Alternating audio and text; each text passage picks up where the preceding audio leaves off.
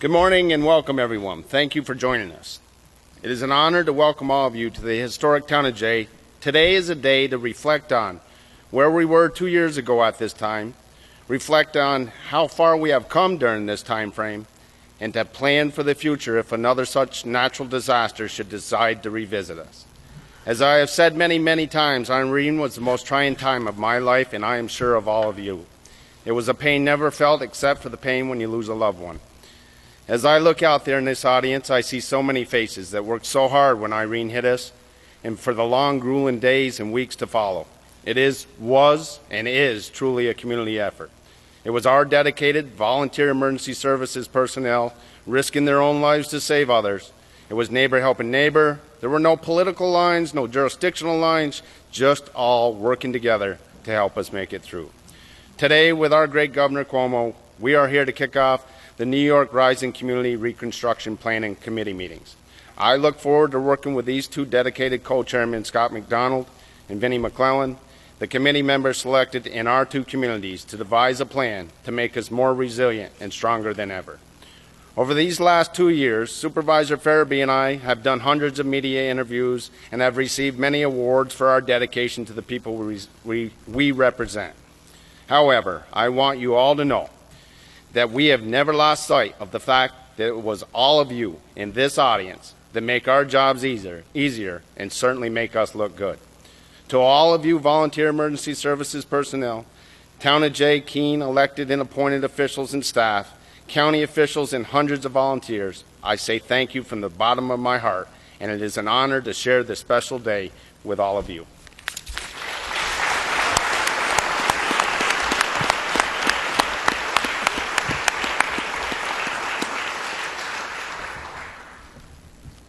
Again, is a very special welcome to Governor Cuomo once again to be here and share this special day with us.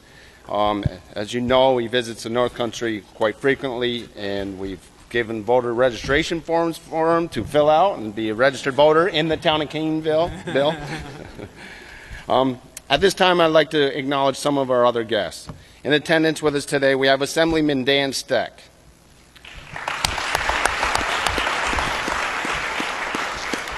Essex County District Attorney Christy Sprague, Essex County Sheriff Richard Cutting, Essex County Clerk Joe Provenza, Essex County Treasurer Michael Diskin, my colleagues from the Board of Supervisors, Supervisor Farabee, Bartley, Montgomery, Corey, and Preston,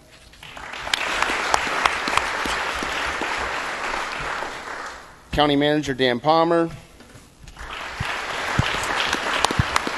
I would also like to introduce the Town of Jay Town Board members in attendance. Councilman Jerry Hall, Councilwoman Amy Shelton, and Councilman Archie Depot. And our DPW Director, Chris Garrow. And all of our other distinguished local officials have joined us today. It's my pleasure to welcome you here. At this time, I'd like to introduce to you my dear friend and colleague from the town of Keene. King, I am used to calling him King, but the town of Keene. King Farabee. Over the last 2 years, we have spent many, many hours together strategizing on how to best move our towns forward from the worst disaster in our two towns' history. His desire and his passion to see the town of Keene fully recover is truly remarkable. Together we went through the worst of times, and together I look forward to continuing to build our community stronger than ever. It is my pleasure to give you my friend and colleague, the town of Keene Supervisor Bill Farabee.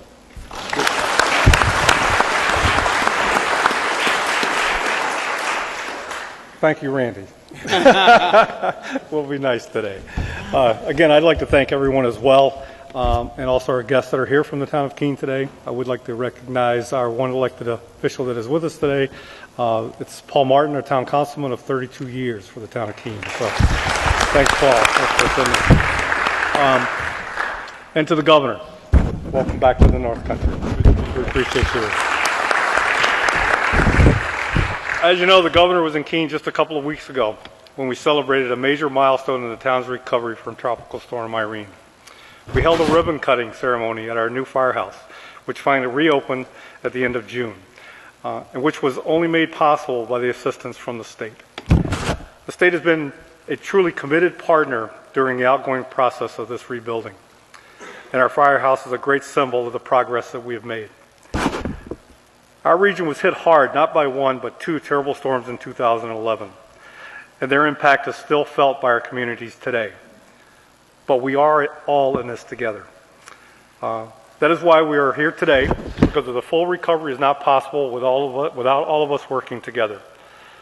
By collaborating to ensure the North Country is stronger and more resilient than before Irene and Lee, we can now be better prepared for whatever Mother Nature deals us in the future. Under the New York's Rising Community Reconstruction Program, we're taking a grassroots approach to planning and rebuilding. So it only makes sense that they develop their own plan to ensure their community is ready for the future. I'm confident that we will be able to accomplish just that. Thank you.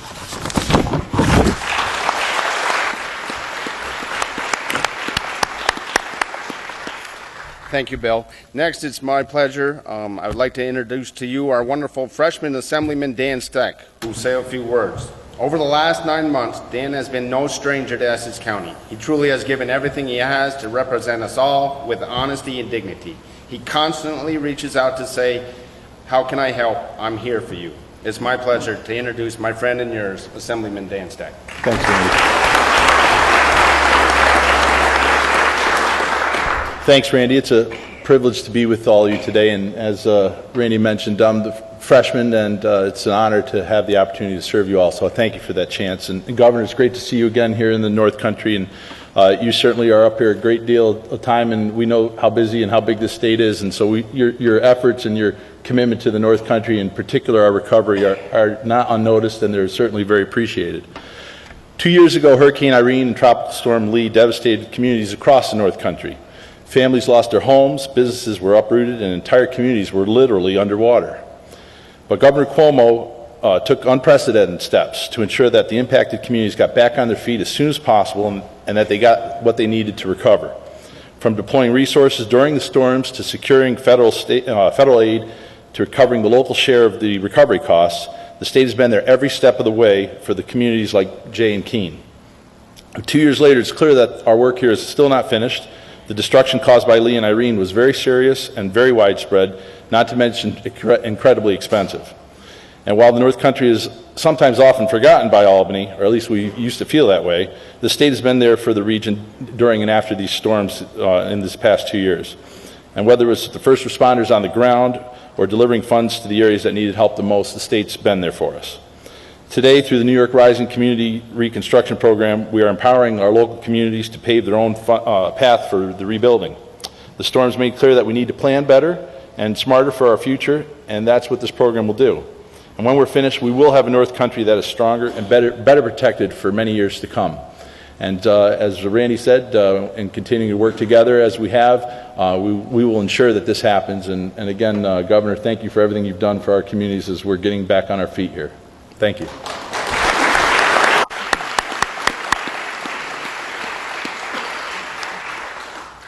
Thank you, Dan. Next, on a personal note, the governor and I are sharing some stress, and it's usually Irene related or taxes or whatever it comes up with. But recently, he's going through the same stress as I am. I just asked him about it. It's the empty nest syndrome when you send your little girls off to college. So it's my thoughts go out to you, and my daughter Savannah says to say hi to you. It's always a pleasure to introduce our next special guest and part-time resident. I can't tell you how many times this governor has been there for the town of Jay, Keene, and all of the North Country since Hurricane Irene touched down on us just over 2 years ago. He has never turned his back on our needs. This governor visited the day after Irene. He witnessed firsthand the devastation to our roads, our bridges, our youth facilities, our fire departments, our businesses, and our residential homes. He has visited numerous times since he has listened to our needs, and he has produced, and he keeps on producing. If one of our recovery projects wasn't where he thought it should be, He always asks why and helps us move it along. This governor pours his heart and soul into the rebuilding efforts throughout the New York State for all communities affected by Lee, Irene, and Sandy. Our governor is a true leader in every sense of the word, who has gone beyond the call of duty to assist us in our recovery efforts. I honestly don't know where the town of Jay or Keene or Essex County, for that matter, would be without him in charge of this state. I am honored to welcome him back once again to the town of Jay and Essex County. Ladies and gentlemen, it is my great pleasure to introduce the Honorable Governor of the State of New York and my dear friend, Andrew Cuomo. Thank you, Vinnie. Thank you. Thank you.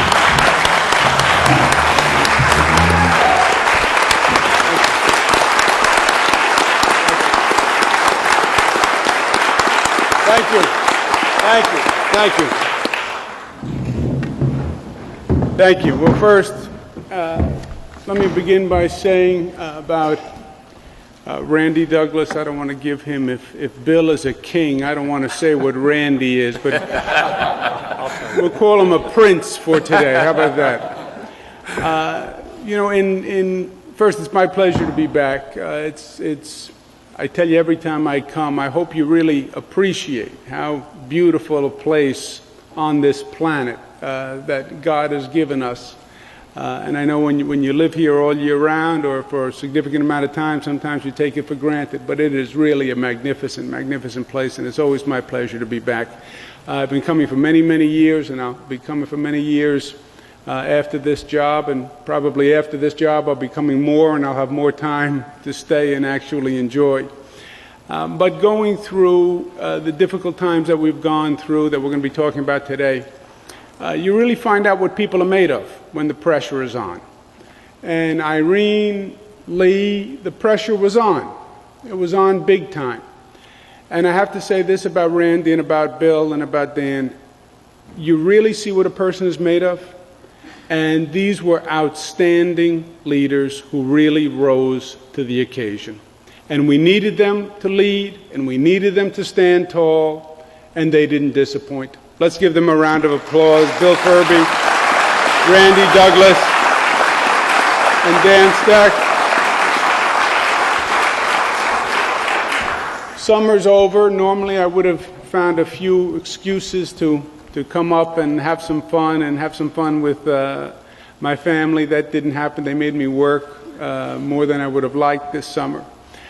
We did do we had one quasi-fun event. We did the Adirondack Challenge, which was an official event. I had talked about it starting in the State of the State, which is the address that I do in January. And I challenged the legislature, the Senate, and the Assembly to come have a rafting race with me. We called it the Adirondack Challenge. And we scheduled it for the summer, but I talked about it all session long. Started in January and all session long. Whenever I got a chance, we poked fun at each other about this great competition that we were going to have that was going to separate the real leaders from the non-leaders and who had what it takes on the rafting race. And we actually had the race. It was the Senate, the Assembly, and Mayor Bloomberg from New York City. We invited him up, and the competition, the race, was sort of the hook to get the publicity machine running, right? Because that's what it was really all about. Senate lost. I hate to say bad things about the Senate when Betty Little's not here to defend herself, but I'll tell you that raft was really... The raft had Democrats and Republicans in their raft, okay? So they're going down the river, and they were schizophrenic. They would sometimes go to the left, and then they go to the right, and they go to the left. If you look at distance covered going down the river, the Senate actually went the furthest distance because they ping-ponged from both shores. But they did not win. The Assembly was worse than the Senate raft, believe it or not. Assembly was all over the place, and the selection of people, they were a miss. Now, they had Assemblyman Stagg there, right? If I'm putting together the Assembly raft, I put Stagg in the raft. The man is a human outboard motor. Look at the size of him. You know, if they had put him in the raft, they would have won for sure. And then we had Mayor Bloomberg who came up.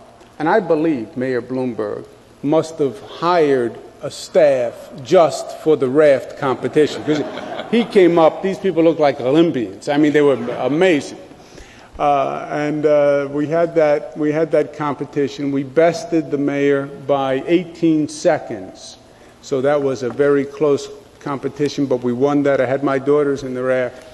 And at one point, when my daughter's car was like going down, we're paddling, she said, "Look how beautiful the trees." I said, "Forget how beautiful the trees. Paddle, just paddle." 18 seconds. So it was a little bit of fun, but it also accomplished the purpose. And the purpose was to expose the Adirondacks. You know, we're trying to get tourism up. It's one of the best economic vehicles we have for economic development is increasing tourism. We understand the balance, but all we have to do is get the word out with the Adirondacks. All we have to do is get them to come up once to the North Country and just see it once, and you'll have repeat traffic, I'm sure. And this Adirondack Challenge actually worked very well. We had national coverage. I had to make myself look like a fool to get the coverage, but we got it, and it actually turned out to be very, very productive. On the topic for today, every generation has its own set of challenges, I think. And you look back in history, and different periods of time pose different challenges. For us, I believe one of the main challenges is going to be how we handle the new weather pattern, because there is a new weather pattern. You know, I like to say we have 100-year floods every 3 years now. I've been governor under 3 years. Irene, Lee, and Sandy, all in less than 3 years. What's causing it? Why? I'll leave that to more intelligent minds on the topic. But there's no doubt that we have a higher frequency of these extreme weather situations. And how we handle it, are we prepared for it? Are the emergency services ready for it? How we rebuild after it? Are we smart enough to, in the reconstruction, input a resiliency that makes us better prepared for the future? I think these are all very, very big questions for us.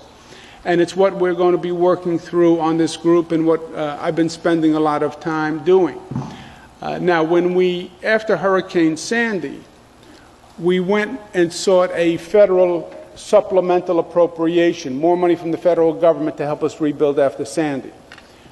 In the midst of that, we also asked to include damage from Irene and Lee in the Sandy appropriation. And we were successful. So not only did we get funding for the victims of Sandy, we also got funding for the victims of Irene and Lee. And not just for the victims, but to do reconstruction and rebuilding work with an eye towards resiliency. So we have an additional funding for the North Country vis-a-vis Irene and Lee, and that's what brings us here today. The first strategy that we have is what's a classic, what I would call a top-down strategy. What is the federal government's programs? What are the state's programs? What are the county programs? And we're administering those programs. Federal government has FEMA, which does public facility reimbursement.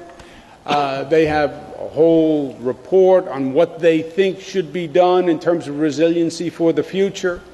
The state is administering our own programs as well as the federal programs, and we have housing remediation programs, we have buyout programs, we have public facility programs that the state's running. That's all one strategy to me. Federal program, state program, county program. A second strategy, which I am frankly more excited about than the first strategy, is giving the community itself the ability to fashion a program that works for the community. Because what the federal government thinks is great, and what the state government thinks is great, but every community is different. And every community has slightly different needs. And the federal government can come up with a great program that sounds like it makes a lot of sense, but it actually doesn't work well in that specific application. We can sit in Albany and come up with all sorts of great programs that we think make sense, but it doesn't really fit in this specific application for a community. And what the North Country needs is different than what Buffalo needs, is different than what Long Island needs. So let the North Country fashion its own solution. And that's what this is about. One story on the side that brings it home for me, not to waste your time. I'm working in the federal government, and I went down during the Clinton administration, and I was working in a department called HUD, Housing and Urban Development. Part of what HUD did was it did the services on Native American reservations all across the country. So one of the first trips I do as the new HUD secretary is to a Native American reservation in Alaska. And I'm a boy from New York, and now I'm in Alaska, and I'm the HUD secretary, and we're taking a tour of the reservation, and the chief of the Tlingit Haida tribe is taking me through the reservation in Alaska. And we walk into the first home, which was a HUD home, and I'm looking at the home, and we're in the kitchen, and the kitchen sink is being used for storage. There's plates and food in the kitchen sink. And it was clear that the kitchen sink wasn't being used. I don't say anything. We look around the kitchen. We're walking through the rest of the house. We go through the lavatory. And in the lavatory, it's clear that the bathroom's not being used as a bathroom. It's being used as sort of a closet area. I see this. I don't say anything because maybe it's Native American, maybe it's cultural, maybe I'm going to say something, I'm going to be insensitive. We go into the second house, same thing. Kitchen sink is out, and the cabinet is removed, and in the bathroom there are no facilities. So I say to the chief, I say, you know, Chief, I notice kitchen doesn't look like they use the kitchen sink a lot. He said, no. He said, in the bathroom, it seems like you don't use the facilities in the bathroom as a bathroom. He says, no. I said, well, that's interesting. He said, well, HUD regulations say every kitchen has to have a sink and running water, and every 2 bedrooms have to have a bathroom. That's HUD regulations. So we're building HUD homes, and we're building the HUD regulations. I said, yeah, well, that makes sense, right? That's a good regulation. It makes sense. 2 bedrooms, a bathroom, a kitchen sink. He says, no, it's a great regulation. It makes sense. Just here, we don't have any running water. You know, so, yeah, you are going to have great regulations that make a lot of sense, except you have to cater to that and customize it to the local community's needs. And that taught me a very important lesson. It may sound great, but ask that community to come up with a plan that works for that community. And that's what our community revitalization zones are all about. We have up to $3 million that Keene can qualify for, and $3 million that Jay can qualify for, $6 million in total, which can implement a vision that you have. Now, what does that mean you have? You. Organize the community, come together, have a conversation. What did we learn from these situations? How do we better prepare the community so when we go through this again, it's not as damaging, it's not as severe? And to the extent you can do it in a cooperative fashion and come up with a regional approach, even better. Why? Because Irene and Lee, when a storm hits, it doesn't really respect the boundaries on a map. These are regional situations. And the best approach, the best strategy is a regional strategy. So that's what the community revitalization zones are all about. Coming up with a specific plan. What did we learn? What did we go through? And how do we make it better? And if you come up with a plan that the state accepts, total of $6 million, $3 million, and $3 million. If you come up with one of the smartest regional plans that are submitted in the state, There's bonus funding where you can possibly be eligible for additional funding. But it's not just about the money, it's about the exercise of coming together and having the conversation and coming up with a strategy that everyone agrees to and that everyone signs on to.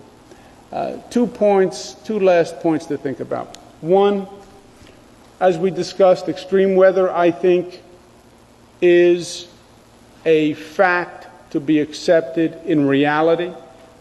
If we were to sit here and say we went through Irene and Lee, but don't worry, it's never going to happen again, that was it, that would make me sleep better at nights, in truth. But I don't think that's fair, I don't think it's accurate, I don't think it's prudent. I hope it never happens again. But prepare for the worst. And preparing for the worst means assume it will happen again. I've been in too many meetings with too many experts who said, well, you have to understand, this is once in 100 years, this is once in 200 years. But for me, it's been a constant cycle of these situations from the day I was sworn in. If there's ever a situation that tests government, this is it. And you either have the capacity or you don't have the capacity. So I want to prepare for the worst, and that's the suggestion that I would give you. Second point is, as terrible as Irene and Lee were to go through, and all the hardship, and all the pain, and all the tears, and all the suffering, the old adage is true, every cloud has a silver lining if you're willing to find it, and if you're willing to see it. We went through a terrible time. You also had people who demonstrated tremendous courage and leadership. You had first responders who were beautiful to watch. I remember being in this room. We didn't have the chairs. We were using this room to basically stockpile water and food and materials. And you had people, first responders, volunteers, their own homes were in danger, but they were coming forward to help the community and help others. It was the essence of public service. It was the essence of volunteerism. It was the essence of community, one coming together, neighbor coming together to help neighbor. And it was a beautiful thing to see how good we can be when we all pull together. And I believe that is part of the silver lining. You know, what we can actually accomplish when we focus on one goal and we focus on what unites us rather than divides us. And we're not talking about what town we're from or what county we're from or what political party we're in. We're just together as neighbors, and we're focused on one goal. And we have an opportunity to not just replace what was, but to make the community stronger than ever before. This is not about rebuilding. I don't want to replace the structure as it was. I don't want to replace the road as it was. I don't want to replace the sewage treatment facility as it was. I want to build it back better than before, smarter, more resilient, but also better. Just improve the condition. And to the extent we qualified for Sandy funding, and we have it for Irene and Lee, and there's additional funding, it's an additional opportunity to do good and to do more. And that's what these community revitalization zones, if they do it right, that's what they're going to come up with. And the communities will have been the better for it. And then we'll say, boy, you remember how terrible that was? Yes, it was terrible. But look at what we've done in the aftermath. And look at how we came together, and look at how we improved. The metaphor, sometimes you find a symbol that works for you. The Keene Firehouse, to me, is the symbol of that. The Keene Firehouse, in the midst of it, literally was washed away. And it was a horrific scene to look at. And it just, at the time, reinforced how difficult the situation you were in. Not only were people losing their homes, But the facility that is supposed to be housing the people who are to respond just got washed away. So even the infrastructure that's supposed to be the solution is gone. And it was traumatic to see.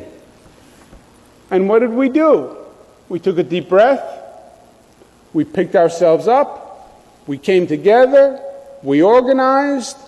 We got creative. We got persistent. We got aggressive.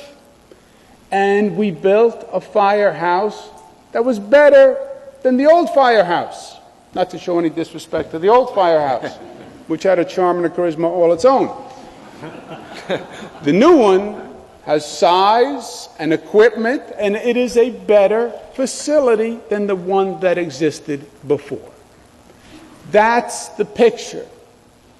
That's the story. That's the illustration. Yes, it was terrible. Yes, we came together and we did a great thing, and we wound up at the end of the day better than we were before. That's the story of the firehouse. That's the story of Keene. That's the story of the North Country. That's the story of this state. People who got knocked down and got up and made the situation better than before. That's the Keene firehouse. Now, there's another firehouse, the J firehouse, that was also damaged. And the Upper J firehouse has been going through a series of exercises to find additional funding to replace the Upper J firehouse. Not that they're jealous of the Keene firehouse, but a little bit. They like King Farabee's new firehouse. And maybe part of us enjoys the Keene firehouse and Upper J persistence. But it is the same lesson.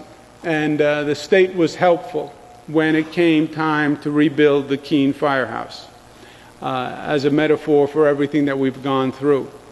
And I've spoken to Dan Stagg and Betty Little, and the state wants to be helpful in rebuilding the Upper J firehouse.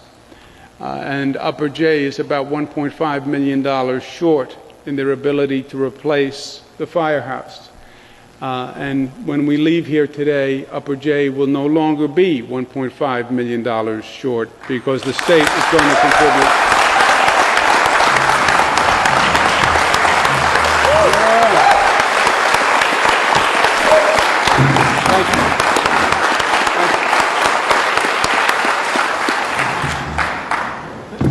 And that is just another snapshot in the relationship that we have developed and the story of the North Country and this state government. We're going to build back. We're going to build back better. We're going to do it together, and we are well on our way. And it's my pleasure and it's my honor to be part of it. You are an inspiration to me. First responders are an inspiration. The way you come together is an inspiration. And we're going to do great things. And we're going to do more great things together. And this is just the beginning. So thank you for having me. Congratulations to Upper J. I want to applaud the co-chairs who are going to come forward and are going to take their time to lead this effort. I believe you're going to qualify for the additional $6 million. I believe you have the potential to do whatever you want to do, because you've demonstrated that potential time and time again. Thank you for having me. Congratulations. Well done.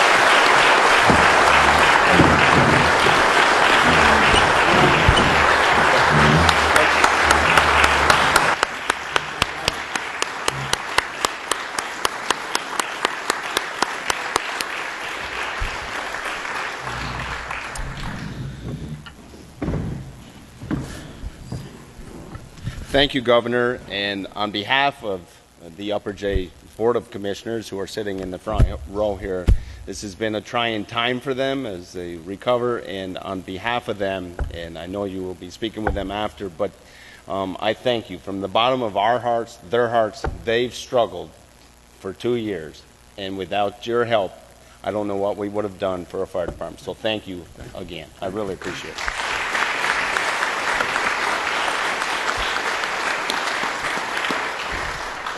Next up is the co-chairman of the Rising Reconstruction Committee. The governor has asked Bill and I for a nomination of co-chairmen that are honest, would serve with integrity, are open-minded, and who would be dedicated to assist in drafting a plan that could be implemented to take the townships of Jay and Keene out of harm's way. There is no doubt in my mind that with Scott McDonald and Vinnie McClellan, the governor has selected two wonderful candidates to lead this charge. First up, it's my pleasure to give you Vinnie McClellan. Thank you, Randy. How do you follow the governor? I'll try to be brief, a little briefer than he was. I'm Vinnie McClellan. I'm a longtime resident of Keene. I raised my family here. I run a business here. I intend to die here, hopefully not in a flood. It's refreshing to have a governor who reaches out to the community and does policy from the bottom up instead of the top down. So thank you, Governor. The Rising Community Reconstruction Program has the potential to continue to unite the communities of Jay and Keene, and I look forward to working with Scott. Each New York Rising Committee will have participation from experts in labor, hazard mitigation, zoning, economic development, transportation, public works, and emergency management.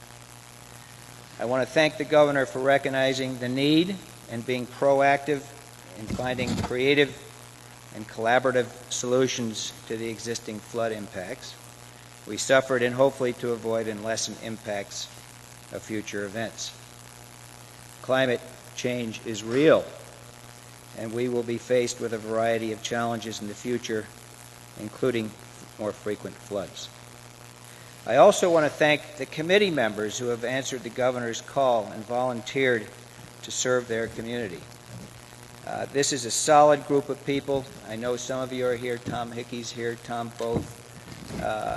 Joe Pete Wilson is not here, but we have a really good group, and I know Scott has picked an equally fine group of people.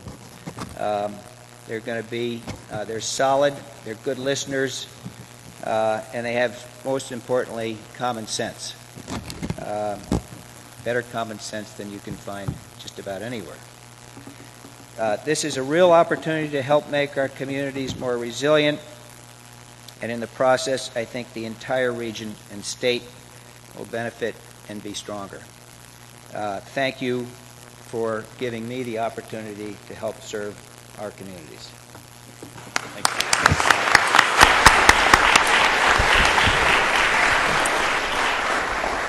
Thank you, Vinnie, and it's a pleasure to be working with you. And next, it's my pleasure to give you my friend, co-chair Scott McDonald. Thank you, Randy. Thank you, Randy. As a lifelong resident of Jay and a recent retiree from Essex County probation after 32 years, it's both an honor and a privilege to serve on the Jay Keene New York Rising Committee. Our community continues to feel the impact of Hurricane Irene and Tropical Storm Lee even today. But as we continue down the path to recovery, it is refreshing to have a state government that gives a voice to its local communities. Instead of having Albany dictate our rebuilding, the state, through this governor, is giving us the opportunity to identify our needs and develop a strategic plan to meet those needs. I look forward to serving as co-chair, and on behalf of the committee, we're excited to get to work. I am confident that by the end of this program, we will have developed a plan that works for the people of Jay and Keene. Governor Cuomo, on behalf of the residents of Jay and Keene, I want to thank you for the financial resources and technical assistance through New York Rising to allow us to not just build back, but to build back better. We will not disappoint.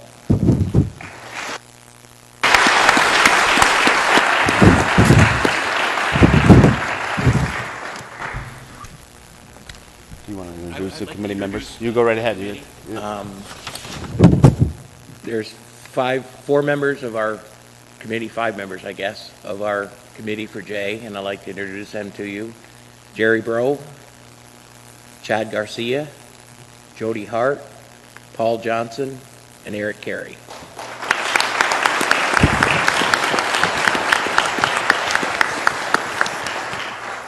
Thank you. Thank you, Scott. Also here with us as a regional advisors to the plan, Corey Miller from the Alsable River Association and Mike Mascarenas from Essex County Planning Department. So thank you both for serving too.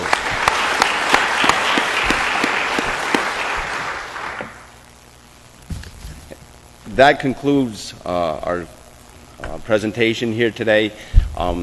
The first construction recovery meeting will be over in the Alsable Fire Hall. So if anybody from the public that wants to be in on this first meeting, we would ask you to exit through there, through the hallway, and then right down into the fire department.